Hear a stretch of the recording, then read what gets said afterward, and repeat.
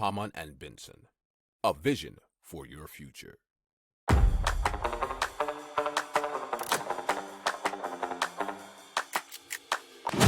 Économie, tech et innovation, hydrogène, énergie. Le journal des stratèges. Présenté par Boris Kahl. Bonjour à tous et bienvenue dans le journal des stratèges consacré aujourd'hui à l'impact et puis à tout ce qui peut être durable.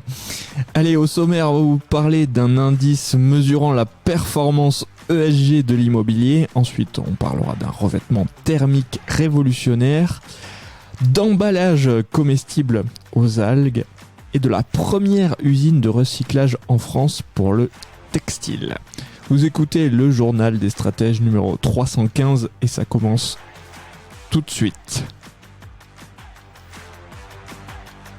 Hamann and Benson. Le journal des stratèges. Et donc c'est DeepKey qui a lancé son indice ESG afin d'aider bien les acteurs de l'immobilier à comprendre la performance de leurs actifs et à relever les défis de la taxonomie européenne. Et c'est ce que nous dit PRNewsWire.com. Il s'agit donc du premier benchmark européen mesurant la performance ESG de l'immobilier. Alors c'est accessible gratuitement en ligne. Il fournira un top 15% et un top 30% en termes de performance de consommation d'énergie primaire pour chaque classe d'actifs et cela par pays. Alors, il collecte automatiquement les données réelles de plus de 400 000 actifs dans plus de 40 pays. DeepKey peut partager des informations sur la performance énergétique du secteur par type d'actif et par emplacement. Alors, DeepKey souhaite encourager le dialogue autour de la performance énergétique entre les acteurs au niveau national et européen afin de construire un référentiel utile à tous les professionnels du secteur. Si vous aimez cette revue de presse, vous pouvez vous abonner gratuitement à notre newsletter qui s'appelle La Lettre des Stratèges, LLDS, qui relate, et cela gratuitement, du lundi au vendredi, l'actualité économique, technologique, énergétique, mais aussi de l'hydrogène et puis de tout ce qu'on trouvera super intéressant pour votre vie. Hamann and Benson. Le journal des stratèges.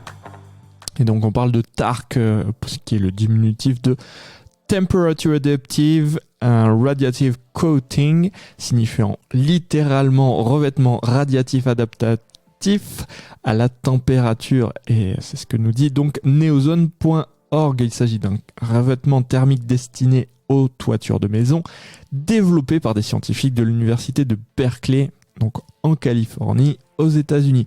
Son point fort réside dans sa capacité à s'autoréguler automatiquement en fonction de la température extérieure et ce sans aucun besoin d'énergie. Ce système de climatisation est conçu d'une part dans le but de réduire la consommation énergétique liée au chauffage et à la climatisation et d'autre part de maintenir un confort thermique optimal à l'intérieur.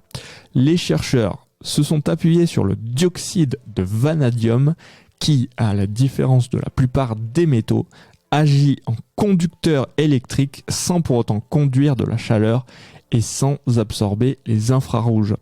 D'après les mesures recueillies suite aux tests réalisés par les chercheurs, le matériel réfléchit en moyenne 75% de la lumière du soleil. Cette quantité réfléchie augmente cependant jusqu'à 90% lorsque la température extérieure est élevée. Cela favorise par conséquent la perte de chaleur, maintenant l'intérieur de la maison au frais. En revanche, par temps de froid, la quantité de lumière réfléchie est seulement de 20%, ce qui permet de retenir la chaleur. Le TARC est capable de faire économiser en moyenne 10% du coût d'électricité. Cette valeur est obtenue après plus de 100 000 simulations énergétiques effectuées durant une année. Les tests ont été menés dans une quinzaine de zones ayant des climats différents. Le TARC s'est révélé plus performant que les revêtements classiques sur 12 de ces 15 zones.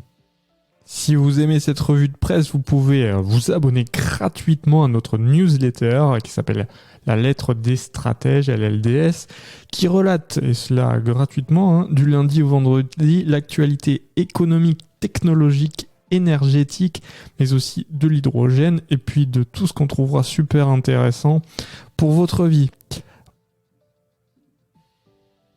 Hamann and Benson.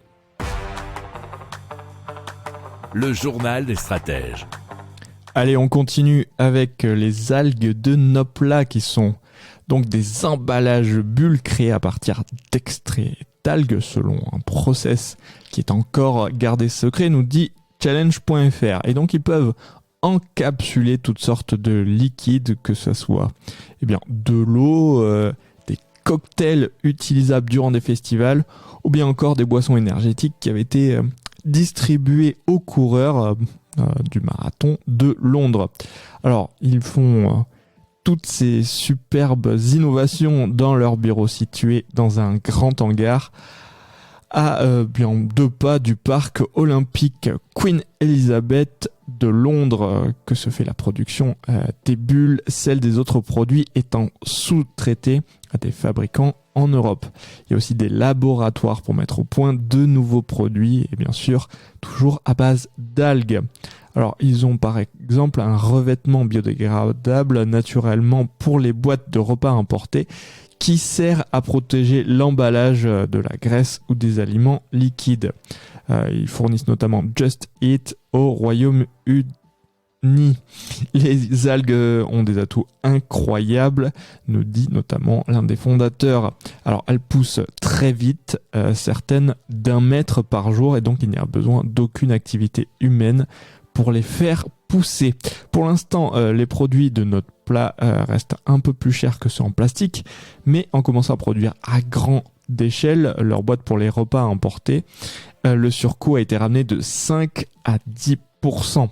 Si vous aimez cette revue de presse, vous pouvez vous abonner gratuitement à notre newsletter qui s'appelle La Lettre des Stratèges, LLDS, qui relate, et cela gratuitement, du lundi au vendredi, l'actualité économique, technologique, énergétique, mais aussi de l'hydrogène, et puis de tout ce qu'on trouvera super intéressant pour votre vie.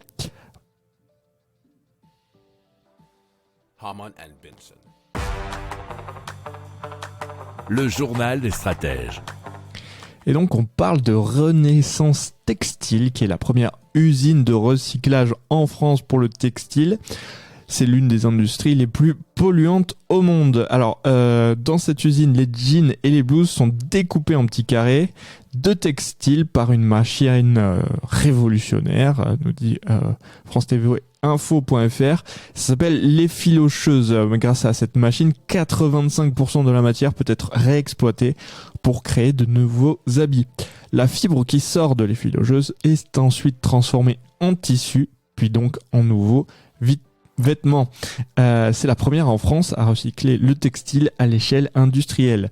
L'objectif, c'est de pouvoir travailler 13 000 tonnes de fibres par an, ce qui permet de reproduire 42 millions de vêtements. Et donc, grâce à cette seconde vie, l'empreinte carbone de ces vêtements est divisée par 10. Hamann and Benson. Le journal des stratèges. Voilà, c'est terminé pour aujourd'hui. Je vous souhaite une excellente fin de journée et je vous dis à très vite pour plus d'infos. Ciao.